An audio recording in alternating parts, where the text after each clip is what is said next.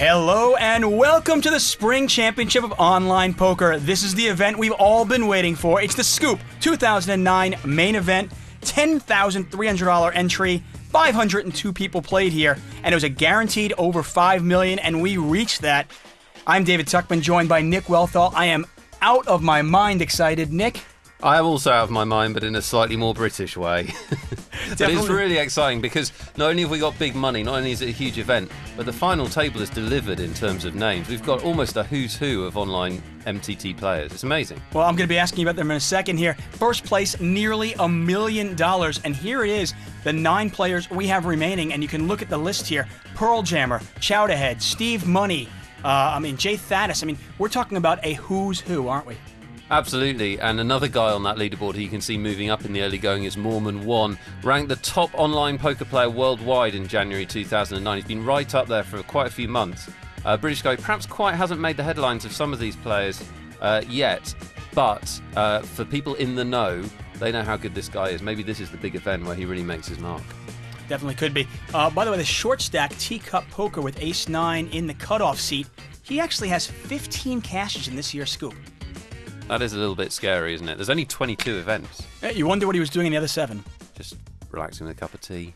Definitely. Well, Stevie Money's opened things up, and that's a chance for Teacup to shove in his short stack. Gets back to Stevie Money. I guess he has to make this call. Yeah, it's about 45,000, I want to say, to win 104,000, getting 2-1 on his money. He's hoping that he's live. And in this case, it's odd. It's kind of odd. Normally, an underdog, he's actually a favorite because 2 aces are dead and 1 9 is dead.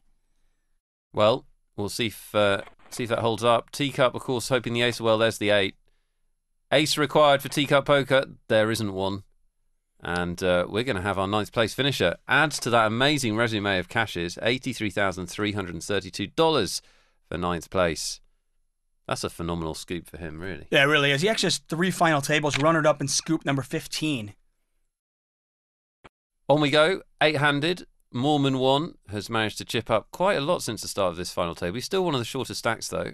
He's going to open under the gun with A7 suited. Yeah. As you said earlier, of course, Mormon1, one of the most feared players at this table, and one of the players at this table that everybody else is kind of hoping that does not get a lot of chips.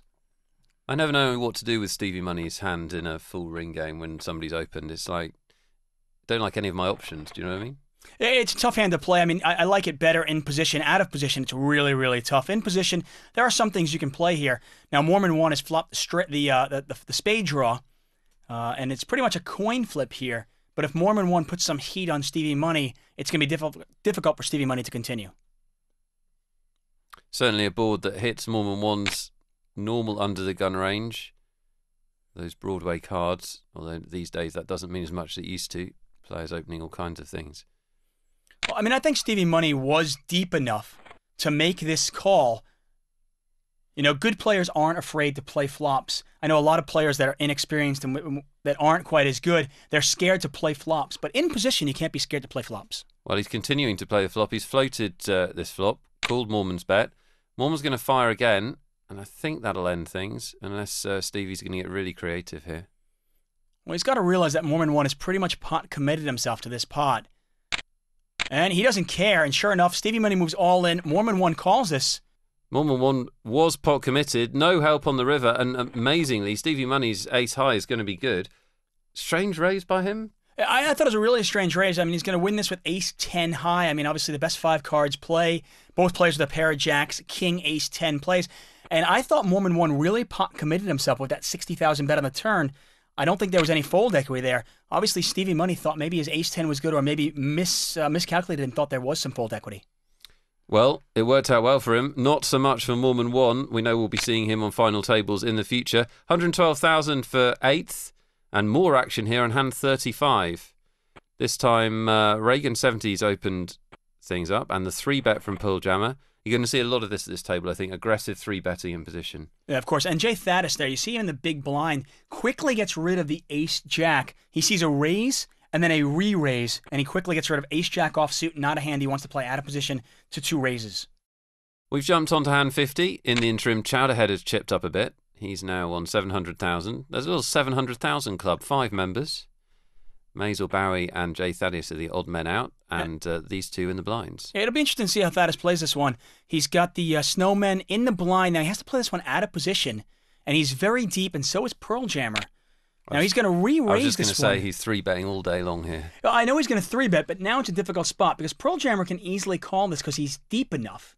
And if he calls this, it can be tough to play snowmen out of position. Yeah, absolutely. 2 very good players. Pearl Jammer is a screen name that's been around forever, hasn't it? He's been knocking them dead in tournaments for 3 or 4 years now. And there's the 4-bet.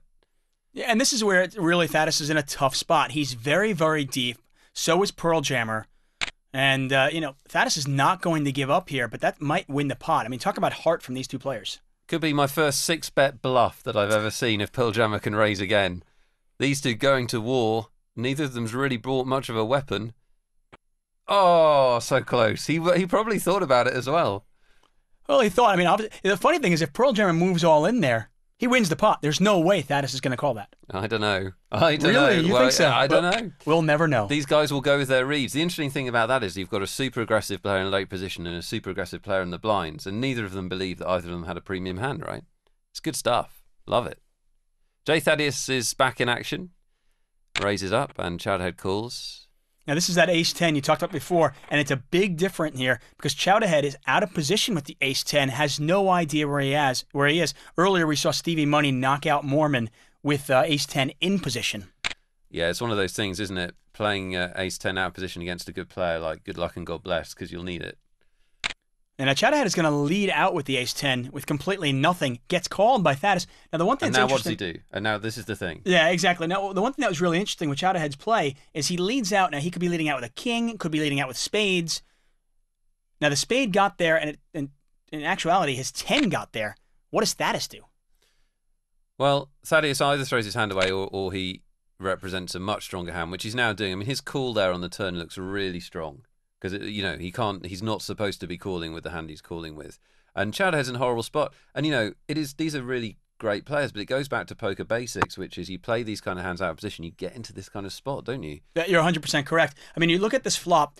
If I bet into my opponent on a board of king 8-4 with 2 spades, now there's no straight draw out there. I'm going to put my opponent on a king, a big pair, or a spade draw. Well, the 10 of spades completed that spade draw. There's now nothing I can beat with the ace-10 except a pure bluff, which is, of course, what Thaddeus is doing. Yeah, but Thaddeus has just played a masterclass in this hand. If you want to see what poker's all about, that's what it's all about. He played the hand with a game plan to do exactly what he did. He could have 7-2 in his hand, that hand. Brilliant stuff. j.thaddeus from the Ireland. Is that what he looks like? That little picture there? He's clearly Irish. You can't tell from that? He sits there stroking his beard and making 5-bet bluffs, turning his 8s into bluffs. I love it. Action DJ wants some action. He's all in. Perhaps he doesn't want some action with Queen Jack suited. Definitely doesn't want action from Reagan's hand. Now, it's a small all in. I was going to say if it was a little bit larger, I don't like the call from Reagan because he has so many players behind him. But in this case, it was under 100,000. I think he can put the 100,000 in. And sometimes that call is actually strong enough to dissuade, somebody in there with an ace-jack or something like that. Well, Action DJ is going to be spinning discs somewhere else unless he gets some help. No help. And the King High will play. So Reagan will knock out Action DJ. Action DJ, another player who we've seen at these final tables before. And I'm sure we will again. 7th place this time around, $163,000 for him.